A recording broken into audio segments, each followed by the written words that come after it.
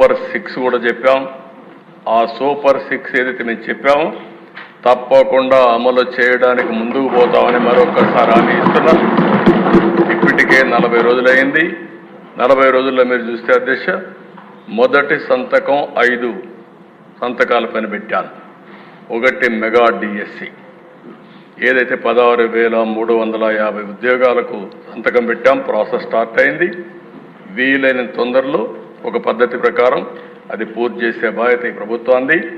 అదే మరి పెన్షన్స్ ఏమాత్రం ఒక్క నిమిషం ఆలోచించకుండా 4,000 రూపాయలు 3,000 రూపాయలు ఉండే పింఛన్ 4,000 రూపాయలు, ఎవరైతే ఫిజికల్లీ ఛాలెంజ్ ఉన్నారో వాళ్ళందరికీ 3,000 నుంచి 6,000 రూపాయలు. అదే మేరకు ఒకేసారి ప్రతి ఒక్క ఇంటికి అసాధ్యమన్నారు సచివాలయ సిబ్బంది, పని చేయలేరని చెప్పారు. కానీ ఇది సాధ్యమని నిరూపించి ఒకే రోజు పెన్షన్లు ఇచ్చిన ఘనత కూడా ఈ ఎన్డీఏ ప్రభుత్వాన్ని. అది కూడా పూర్తి చేశాం. ఇంకో పక్కన దిశ అన్నా క్యాంటీన్ 5 రూపాయలకే అన్నం పెట్టే కార్యక్రమం ఆగస్టు 15 నుంచి కనీసం 100 క్యాంటీన్లో ప్రారంభమవుతుంది. మిగిలినటన్ని కూడా మళ్ళా రోల్అవుట్ చేస్తాం.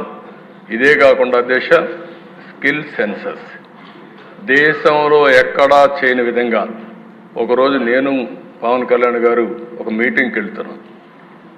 ఆ రోజు మాటల్లో వచ్చినప్పుడు వారు ఒక మాట అన్నారు, ఎందుకు మనం స్కిల్ సెన్సస్ చేయకూడదని అడిగారు.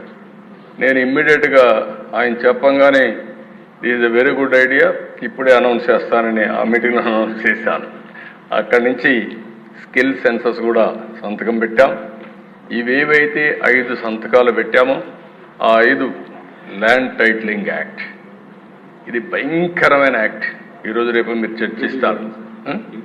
ఈరోజు ఇంట్రడ్యూస్ చేశారు, రేపు చర్చ చేస్తారు.